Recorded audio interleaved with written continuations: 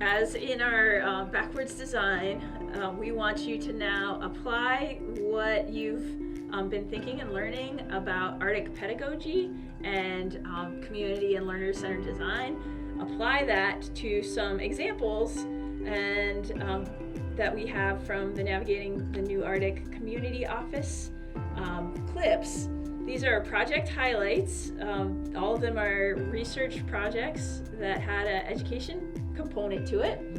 And your task is to go through these clips and answer the analysis questions.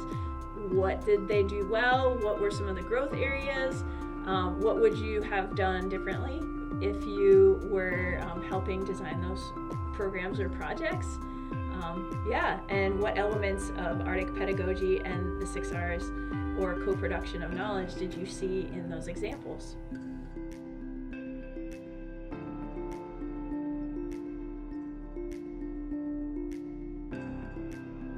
All right, Elena, what did you notice?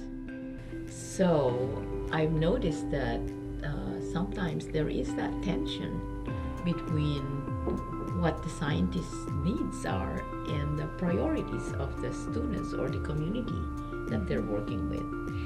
And I think, and that's okay, to realize that there is that tension and there will always be, because there are different priorities and needs, and we're trying to meld it. But I also noticed a lot of involvement in the efforts to try and do that, have the engagement of the students and the community members in the project, the research project, and which is what we want. Yeah. The active involvement and considering their priorities. Yeah. And not just the scientists' priorities. Yeah, I know. Yeah, in all of those examples, the community priorities were tried to be brought to the forefront. I also liked the comparison between locations. That was pretty cool, so that the kids had an opportunity to know that the projects are bigger than just themselves or their own community. Yes. And have a bigger purpose. That was pretty cool. Yeah. And storytelling, it's hard, but also I think they all did a pretty good job of storytelling. It's nice to have a video editor. Right. Yeah. All right. So now that you are able to analyze some of the key elements of projects that are going on in the Arctic, it's your turn. You're going to design your own. So we have provided a template here of that understanding by design. Feel free to use different frameworks if you want to, but this is a good starting place with a familiar format that a lot of educators are trained in already.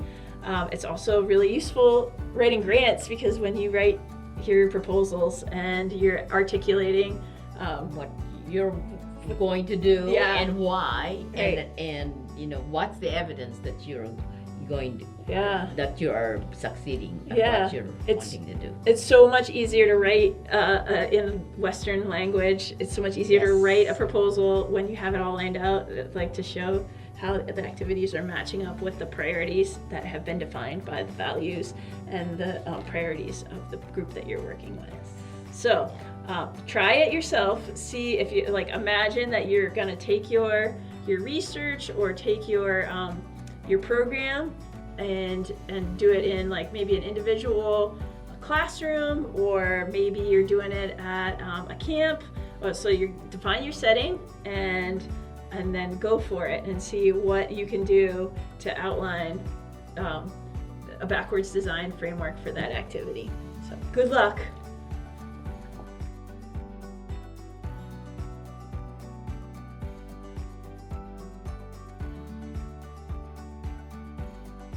All right, how'd that go? Were you able to kind of line out what a well thought out intentional design might look like? It can be harder than it looks, but it's not like a one-time thing and then you're done. We have learned that it's an iterative thing. So we have this backwards design. we implement it and we try it and we find out that there are some things that we need to redo or improve on, and that's okay. And on this, we can be on the spectrum of, we're beginners, and then you could be already in the medium one where you're much closer to the final goal. But it's okay wherever you are on the spectrum, because there is if there's a will, there's a way to do it better every time. Yeah, it's like the engineering design process, or when you're coming up with your experimental design, you're like, oh, that didn't work, and then you're reforming it. There's a that has a name in education. It's called formative evaluation, where you're like evaluating as you go how things went and whether the learning that you intended when you defined it on your backwards design matrix, if that was actually achieved. And we call that formative evaluation. Right. And then the summative is, at the end of your project, and saying, okay, how successful were you? How effective was what you had planned and worked with? At achieving that big idea, right? Yes. Right. The big idea, which for us was good design leads to good learning. Yes. And so we hope that you take that home with you, that good design equals leads to good learning, and that you can apply these core principles of Arctic pedagogy to design or co-design really, really meaningful education experiences for youth in the Arctic. Yes. Thanks. Thank you. Fist bump, high five.